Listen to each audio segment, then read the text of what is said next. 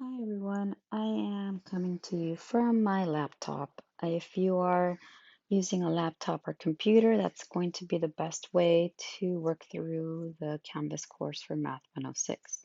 I'm looking at just a general student view, which is different than my teacher view, but this is what you kind of should see if you're using a computer or a laptop.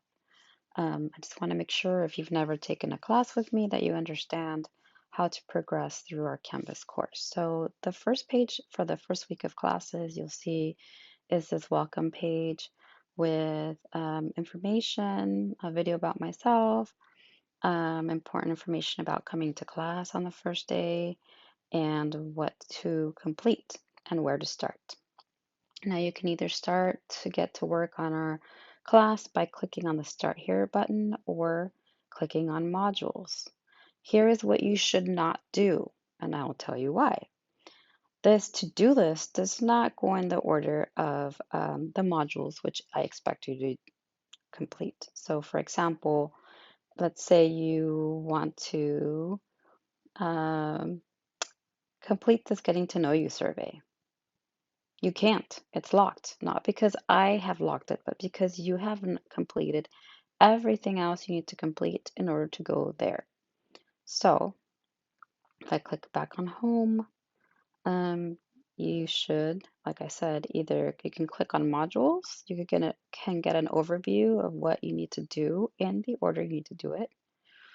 So you can kind of see everything you'll need to do for the introduction module and the week one module so far. I'll be opening up more assignments for week one, but this is what you need to do right now that you have access to it. So I'll click back on home. And like I said, another way for you to start working on our course is you can click on the Start Here module, and that'll take you to the same place. Now, I am using a MacBook laptop, and I'm using Firefox as my browser at the moment. If you have a MacBook, please do not use Safari. That's the worst browser you could use for Canvas. You should either use Firefox or Google Chrome. Those are what work with Canvas. Okay, so one thing that I should share with you is that you probably want to subscribe to the course Q&A discussion. That's where your classmates or you can post questions and get answers from each other much quicker than I can reply to email. So the way you subscribe is you click on this little ribbon here, and that means you've subscribed. And this is like questions about the class. There's a handout you don't know if you have, things like that. Not for individual course grades. That's what you should email me for individually. The other discussion is more fun stuff. You'll become friends if you haven't already become friends with some of your classmates. This is where you can post fun things like, oh, here's a picture of my puppy or my dog who had puppies, right? That's just more like social stuff you can also subscribe to. And remember that part of participation is I do look at who posts and answers questions. So I can consider that as part of your participation grade. Okay, then next, that's when we start with um, module one, a week one module. And if you're like, wait, where am I? You're lost. You can always click on modules and it'll show you what you've completed or looked at and what you haven't completed or looked at, right? So I haven't really completed anything. So you should see open circles if you haven't completed anything, right? But these are what you have to do in order to get from one place to the other. So if I go back to the course syllabus, right, you should study it. You have a syllabus quiz. So make sure you read carefully through this. I spent a lot of time creating this. It's not your typical syllabus.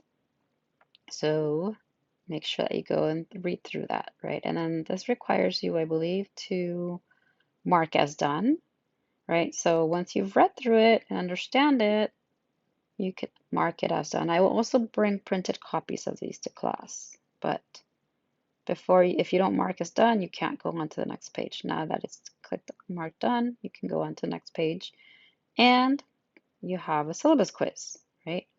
To take the quiz, you click here. You have to get perfect score. Doesn't have to be on the first try, but eventually you have to get a perfect score in order to move on with the course, right? That's where you have unlimited attempts. So make sure you do that. And that's how you can move on from one module to the next, right? So if I go home, it takes me back to the home page that's going to be there. Also, I'll post an announcement and you'll see it here under recent announcements.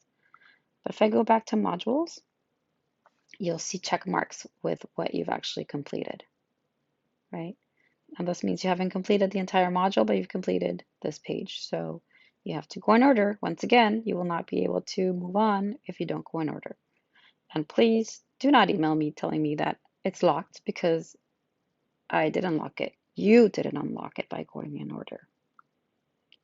All right, I think that's all that I have. I should see you in class. And don't worry about the student hours. This is not mandatory. This is, if you want to come and ask questions every Monday, that's not a holiday at 8 p.m. I'll be on Zoom. Other than that, I should expect to see you in class on Tuesday, or else you will be dropped.